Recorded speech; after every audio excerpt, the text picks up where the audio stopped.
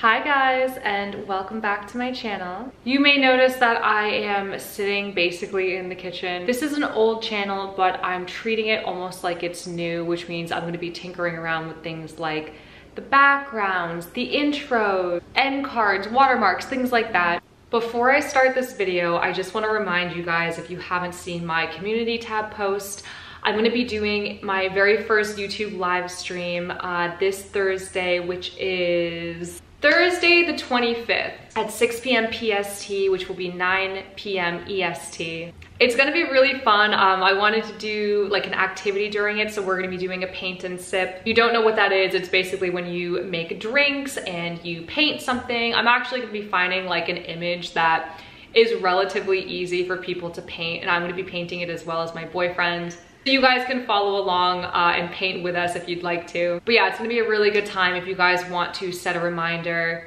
I'll figure out how you can do that. I don't know if I can like put a card in this video that you can click on to set the reminder, or if you're gonna have to do that in the description, but I'll figure it out in post editing. Anyway, today's video is gonna be really interesting because it's gonna be about something I get a lot of questions on TikTok, which is around the concept of value. So you guys hear it all the time, right? We talk about high value women, low value women. I wanna talk to you guys today about what that means and how you can find yours and how you can actually capitalize on that, right? Like, it is the beginning of 2024. We are not going the rest of the year with low self-value. There are way too many months left for that. Okay, I'm gonna get my water and we're gonna run through an exercise. Okay, I love giving people this exercise because I think it is such a unique and eye-opening way to understand how value works. But I want you guys to imagine that you are trying to sell a DeLorean. And this DeLorean has its tires slashed, the windshield wipers don't work, right? The rotors are all grinded down, and let's even throw on top of that the paint is super old and it's chipping off and it's just ugly. Now you're trying to sell this car, right? So let's say that you go to, I don't know, a lawyer. This lawyer, although he is well respected in his industry, he's smart, you know, there's some value there. He might say, well, the windshield wipers don't work, so I can't even drive this home in the rain. You know, the paint's chipping off, I'm gonna have to give it a new paint job. The tires are slashed, I can't even drive this thing. All of that is true, right? The car is not very attractive. It's got the paint chipped off. He's right, you can't really drive it home because the tires are slashed. He's gonna have to put new tires on it. It doesn't brake correctly because the rotors are all messed up, so it's dangerous, right? You can get into a car accident. Now let's say you take this DeLorean to a car enthusiast, somebody who actually knows what it is that they're looking at and the value of this car. They're gonna say to you, this is a steal. It doesn't matter that the paint is chipping off. It doesn't matter that the tires are slashed. All of these things are just drops in the bucket compared to the overall value of this car. So between these two buyers, the value of the car hasn't changed, right? It's just the environment that you're trying to sell it in, the person that you're trying to sell it to. One person recognizes the value and knows what it is that they're looking at, and the other does not. So your perceived value works this exact same way. Depending on the environment that you've put yourself in, depending on the people that you've surrounded yourself by, your perceived value is going to fluctuate. It doesn't actually change your inherent value. And understanding this is gonna make things a lot easier when you actually have to get rid of people, right? When there are people who come into your life and they say, well, you know, this person's windshield wipers don't work or their paint is scratched. You're gonna be able to get rid of them much more easily because you're gonna be able to say to yourself, okay, this person doesn't know what they're looking at. Next. So I want to give you guys a very personal example to myself. Cooking is something that I bring to the table in my relationships, that I not only love to cook and sort of feed the person that I'm with, but I'm very much like a homemaker in that sense. I'm very like domestic in a traditional sense. And I always try and clarify that I don't believe that every woman has to be this way. It's just what I enjoy doing for my partner. Now, in my last relationship, this really wasn't a desirable trait to my partner. He didn't really care about it. And actually, in the end, he cited it as a reason why he was leaving me. It wasn't even that he didn't really care about it. It was that he actually did not like this about me. Now, for a while, I stayed in this environment, and I want to talk about what that ended up doing to me, because I think that this is really important to understand the impact that it has on yourself and your being when you stay in environments where people do not see your value. So for the duration of the time that I stayed in that relationship after finding this out, I felt a lot of almost like a tug of war internally of, I really want to do these things because they're sort of intrinsic to who I am and how I want to behave in a relationship. But also when I do them, I feel an immense amount of shame because I know that this person doesn't really like or appreciate them. On top of that, this is something that I feel that I contribute in a high value manner, and it's not being perceived that way. And that really doesn't feel good, right? And so I started questioning myself, right? Maybe I'm not as valuable in that sense as I actually believed that I was. But then, as many of you know, I ended up getting out of that relationship, and I'm in a new relationship with somebody who does appreciate all of those things about me. And to be honest, the moment that I got out of that relationship and I started dating other people who did recognize this value, everything became clear. It's not that this trait isn't valuable or that I don't hold value. It's just simply that I was in the wrong environment. I was with somebody who had no idea what they were looking at. And anyone who's experienced this will tell you that life becomes exponentially easier when you start surrounding yourself with people who see the value in you that you see in yourself. But not every trait about you is going to be high value, right? Like, we're not perfect beings. We all have things that we need to work on. For example, for myself, I have a pretty thin hair trigger for people that I believe are trying to manipulate me or like pull a fast one on me. I don't think that's a high value trait. I think probably the high value trait that I aspire to have is being able to just simply walk away and let it go. I don't possess that. I can be pretty feisty. But in the grand scheme of things, we want to be surrounding ourselves with people that see the overall value despite these flaws. Very similarly to the car enthusiast who is still going to buy the DeLorean. He is not confused about the fact that the paint's really not perfect and that's gonna have to be replaced, right? Like, that's a flaw. But it doesn't really detract that much from the overall value of what he's looking at. So it is really, really important that we understand these pockets of where our value lies and pockets of where our value could probably be worked on. Okay, so how do we do that? How do we understand where our actual value lies? I feel like many people on YouTube probably don't know this, but I hosted a retreat around a month and a half ago. It was a content creation retreat, but it very heavily hinged on the concepts around confidence and how to show up confidently online and how to be your most sort of authentic self when putting yourself online, especially as a woman and trying to grow an audience. Anyway, long story short, I gave this example during the retreat and I think it's a really powerful exercise to do. So I want you guys to pause this video as you're doing the exercise because there's a point to each step. So the first thing that I want you guys to do is on your phone or on a piece of paper, I want you to write down 3 traits that you believe that you possess. And these can be external traits, they can be internal traits, it can be, you know, I'm pretty, I'm resilient, and I'm smart.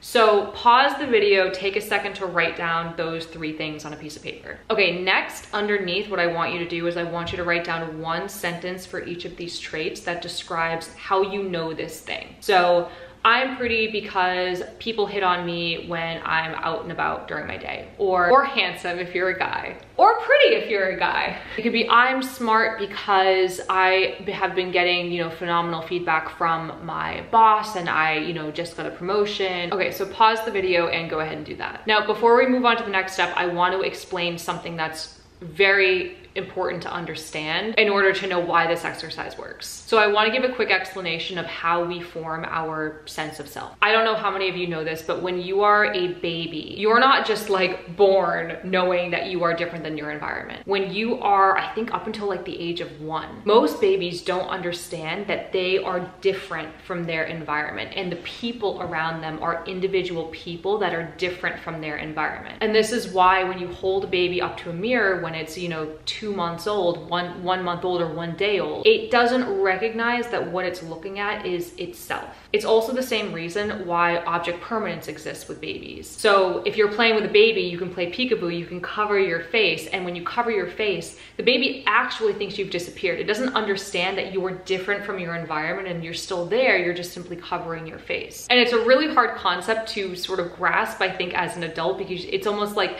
imagining a color that you've never seen before. It's hard to think of a time when you would not have understood or how you wouldn't have understood that you were different than your environment, but that's just how our brains develop. And the way that we start to cognitively develop this ability to understand that, oh, I'm different from my couch. Babies don't know what a couch is, but you guys know what I mean, is by receiving feedback from the people around us and from the way that our environment responds to us interacting with it. So for instance, when we cry, mom comes and coddles us. When we want a chicken finger from the table, if we reach for it, someone's probably gonna give us a chicken finger. And so we start to kind of understand, or begin to understand, that we can control the things around us. We are our own person, we're our own entity. Okay, so all of these things that you've just written down, that you think that you are those things, and here's how I know, and I'm gonna prove it to you. You wrote this down because at some point in your life, you started getting regular feedback that you were these things from other people. So look at your list of reasons that you know that you are handsome, pretty, smart, nurturing, resilient, whatever it is that you wrote. I would bet you that 9 times out of 10, most of you wrote reasons that were dependent on the way other people treated you or responses that you had gotten from your environment. And this is because the way that we form our sense of self, the way that we know what we are, who we are, is by the way that that's reflected back to us from the people and things around us. So it really is as simple as that. I know that you are these things because at some point in your life, to believe that you were these things, you had to have started getting that feedback from people around you consistently, which means other people think this about you as well. This just means that all we've done is we've identified a few pockets of value that we can pretty much say are objective pockets of value. And just because one person doesn't see them, it doesn't mean that that value goes away. It just means that that person does not know what they're looking at. And so I feel like all of you are probably asking right now, well, Jen, how do we know which pieces are valuable then and which aren't? Because everybody's gonna have a different viewpoint on what they find valuable versus what they don't. I promise you, the people who are wrong are gonna be the minority. There's going to always be a trend, and there will always be outliers, but you will be able to very clearly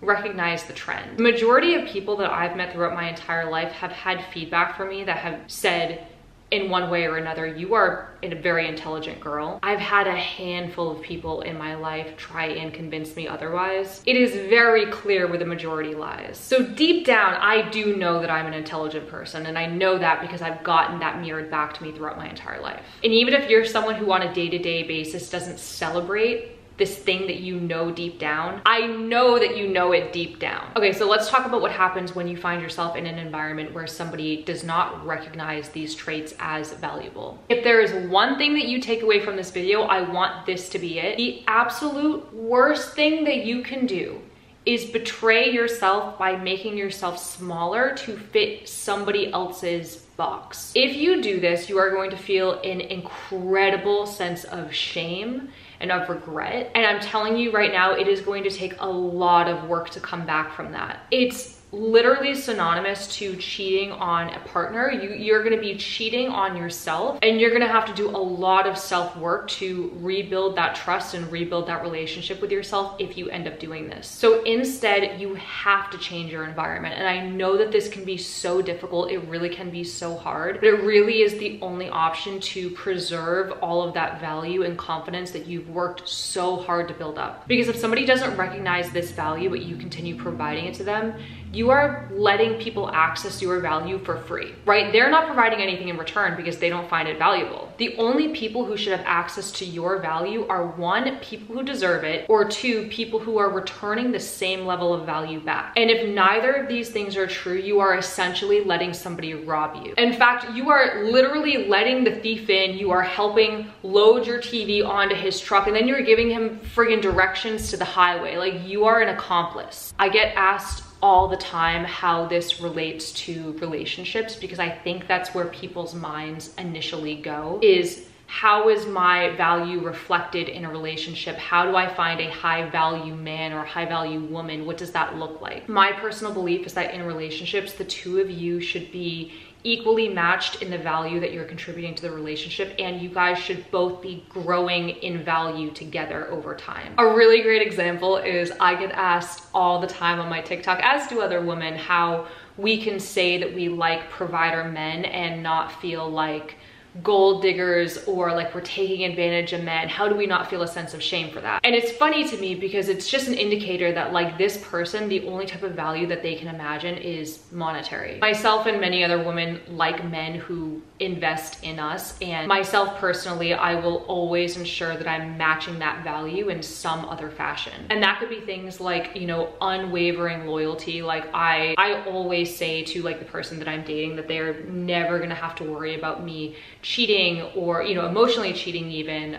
They're never gonna find me in a situation where I'm even so much as like flirting with another guy. Like I am loyal like a dog. It could be homemaking, that could mean cooking or building a home out of a house, going above and beyond every day to make that man's life easier and better. Like it's a value exchange. It's always an exchange. A really good example of this is my boyfriend will often take me out for dinner dates. I love going to dinner. I think it's so much fun. I personally have a hard and fast rule that I don't pay for dinner dates, not just with him, with any man. But the exchange of value is this. The other 3 meals of the day, 7 days a week, I do not let this man touch the stove. It's an exchange. For me, value is always at the absolute forefront of my mind. I am always aware of the value that I'm bringing to any interaction that I have in a relationship. Doesn't have to be romantic, it could mean any type of relationship. It's something I pay a lot of attention to. So I would say if you haven't learned how to recognize or leverage value yet, it's a really important thing to learn how to do. I think this video is a great first step, but